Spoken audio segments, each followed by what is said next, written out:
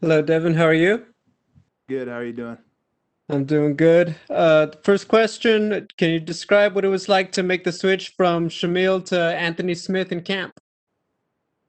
That was at the beginning of camp, so it was a pretty easy switch. Kind of, we had game planned a little bit for Shamil, but I was actually sitting with John Jones at the time when I got the phone call, and we were just about to watch video, so we just changed who was on the screen and ended up game planning for Anthony in the moment.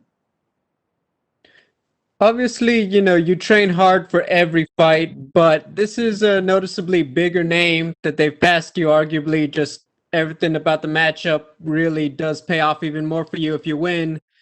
Is there extra motivation? Like, do you find yourself, you know what, you are training just a little bit harder because it is a bigger name in Anthony?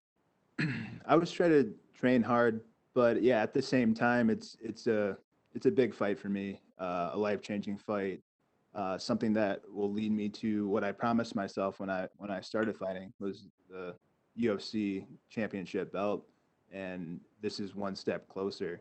Beat Anthony on Saturday, and then that opens the doors for a couple rematches that I have my eyes on with Blachowicz and Rakic, and just continue my journey to the belt. You talked about how you were there with John Jones. How much input has he had on things to watch out for with Smith?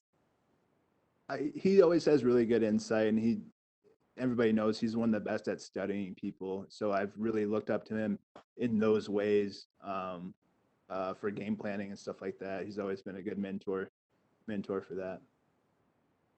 My final question, I read about how this isn't just an important fight for you, for your career, but in your personal life and with your mother-in-law, and I'm sorry about that, and my condolences, but I just want to know if you could put into words just obviously this is big for your career, but obviously what it mean to you personally with the holidays coming up. Um, and it's super tough. The finish camp was super tough to just not pack up my bags and go home and hug my wife and my daughter and console them. And it's one of the toughest things I've ever had to do as a husband, as a father, as a man. It was super difficult time.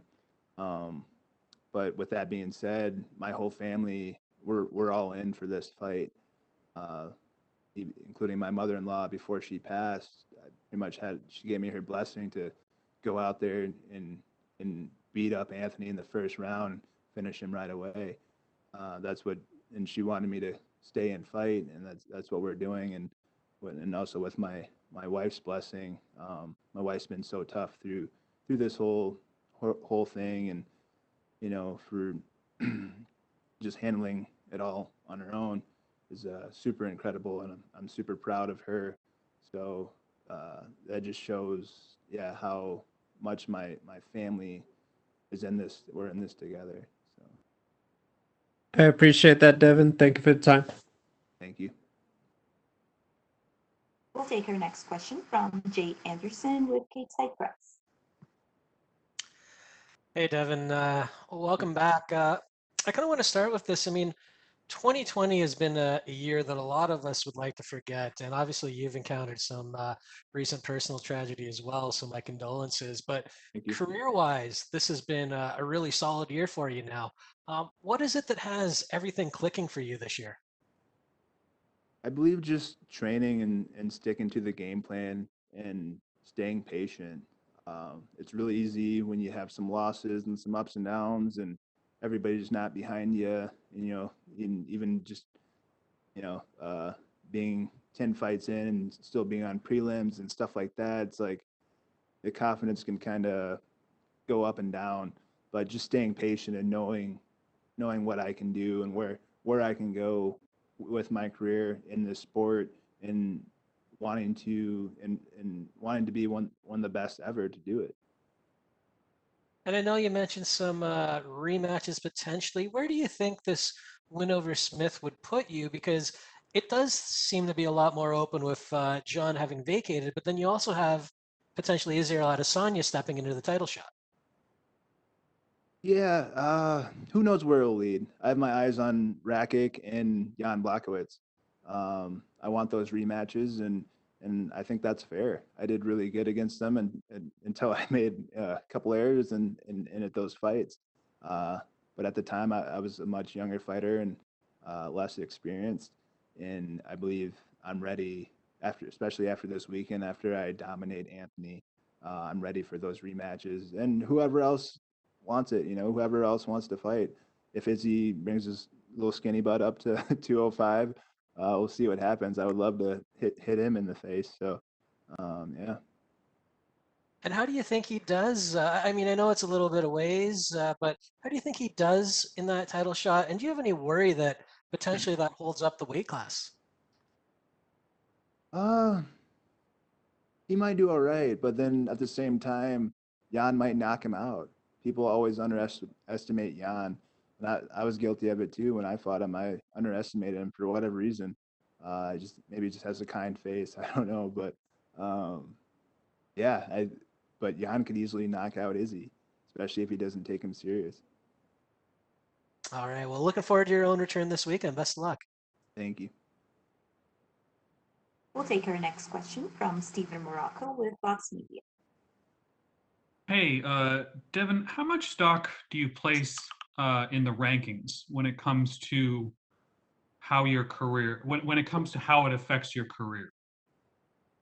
It's kind of huge how it affects their career. As obviously, I'm not ranked right now, and I was originally supposed to fight somebody that was, fairly new in the UFC, and I, I definitely felt like I deserved a better opponent, someone with higher ranked, maybe a top 15. Um, and but at the same time, it worked out. Now you got an unranked fighter fighting the number 6 or 7, whatever Anthony is. Doesn't really matter. But so yeah. Do you think that there's anything holding you back as far as what you need to do to sort of break through to that level where you are getting name opponents, ranked opponents, headlining cards? Nothing's really holding me back. Just I'm being patient. I'm learning. I've been learning this whole time in the UFC. I got signed to the UFC after 6 pro fights, and I was very green. So I've been learning this whole time. The last 4 years, I've been learning at the highest level. So I've been really patient and understanding that. And I'm going this year. This will be my 10th year fighting. Period. And on that 10th year, your 10th year of doing something, there's usually a click, and I feel like that click's happening right now. As long as I stay focused and stay true to myself and what I can really do as an athlete, as a fighter, as a man. Have you given yourself any long-term timeline as to how long you have in this sport to accomplish your goals? There's not really any timeline for me. Uh, I've always been athletic. I started wrestling when I was 7 years old, and wrestlers apparently can last quite a while in this sport. You look at Cormier and a few other guys, Romero, I believe too. They're 40 or in their 40s and still fighting or Cormier was fighting, not anymore. But he's fighting at the top levels in the sport. So who knows how that will go, how I'll age, how my career will go. So I'll play that by ear. Do you feel like you could fight into your 40s? Yeah, I think so. I know I'm always going to be an athlete at something, and and not just MMA. Olympic bobsled's on my list of things to do when I retire from MMA. So and stuff like that, utilizing my abilities and of being a great athlete. You'll have to tell me how Olympic bobsledding got on your list. Uh, just because of my legs, I think someone realized the power of my legs, and somebody brought it up at some point, and like that would be fun, and just to be in the Olympics was always a dream of mine. I wanted to do it in wrestling, that just didn't work out. So maybe bobsled will. I know it worked for Herschel Walker, so kind of just a fun thing. And also I'm big into powerlifting. I want to deadlift 1,000 pounds before I can't. So especially after I retire from fighting. Are you doing any powerlifting with Jones these days? I'm not. I usually don't power lift when I'm in fight camp. That's focused more on being lean, fast, and powerful, and just kind of keeping up with what we've built in the off season. So I do a lot of more power stuff in the off season, a lot more heavy weights in the off season. Gotcha. Thank you. You. We'll take our next set of questions from Danny Segura with MMA Junkie. First of all, nice mustache. Congrats on sporting that look. Looks great. Is this, I'm guessing, in support for Movember? Not at all. I just wanted to lighten my mood a little bit, and maybe a few others around me. So I put a mustache on, and I know my daughter got a kick out of it. She every time I FaceTime her now, she goes like this, like, "Oh, Dad, cut it, cut it." But I told her she could cut it after the fight. So, but yeah, just something fun to do. Nice. And as you mentioned, I mean, you've been waiting for this kind of opportunity and this kind of space, a co-main event slot here in the upcoming card for quite a while. You've been grinding for some time. What does it feel like to kind of be getting the recognition, be getting these type of opponents and the placement in the card? It's here now. It feels great, and it's all up to me how I respond to it. For me, this is something that this is supposed to happen. Something that I promised myself a long time ago when I started fighting. This would be my journey, fighting these big fights and getting into the title fights. And this is just on that road. It's on that road to the title. For sure. And obviously, you're in a 2-fight winning streak. If you pick up another victory here, it'll be 3 in a row. And as I mentioned, co-main event slot. Do you think that a win here automatically like puts you in the title mix? Do you think like you'd be right there among some of the other top contenders? I mean, it probably should. Anthony came off a title fight 2 fights ago, and so yeah, it definitely puts me in the running there. And I want my rematch against Jan Blachowicz. I had a pretty decent fight against him until I made a mistake, and it's yeah, I've been patient. I've been learning, growing, and this is where we're at, and it's time. For sure. And lastly, for me, you mentioned how you feel like, everything's clicking right now and everything's sort of, you're in a groove right now. What exactly signaled that? Like, how do you realize and how do you know, like, okay, like there's something different going on, like the tides are turning? What kind of feeling does that bring and what exactly signals it, if you can pinpoint it? Well, my last fight against Alonso ended up breaking my face, and that changed a lot of stuff for me. That took a lot of fear out of fighting for me. I grew up wrestling, and getting hit in the face is not my favorite thing, or wasn't my favorite thing. But now, after that fight, I'm leaning more towards wanting to be punched in the face, wanting to feel that broken feeling and overcoming a hard situation, just being comfortable, being uncomfortable. And it's something that I almost crave now, good or bad. That's where I'm at. And that fight helped change things for me. For sure. All right, Devin. Well, I appreciate the time and best of luck on Saturday. Thank you.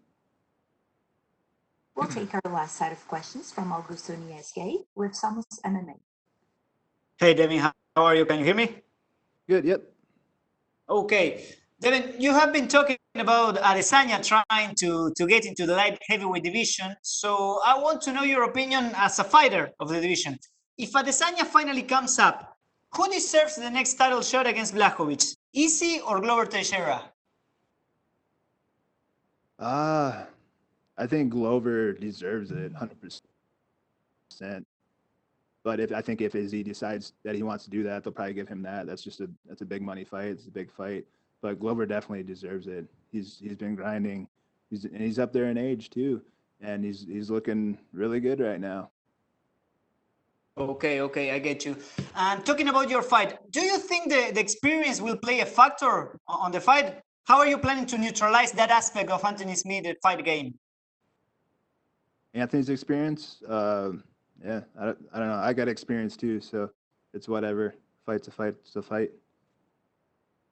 And which type of fight do you imagine on Saturday? What are going to be the keys for your victory? Just me being aggressive, pressure, moving forward, and hurting Anthony and making him break. Okay, awesome. Thank you very much. Thank you. That's all we have for you today, Devin. Thank you. Thank you.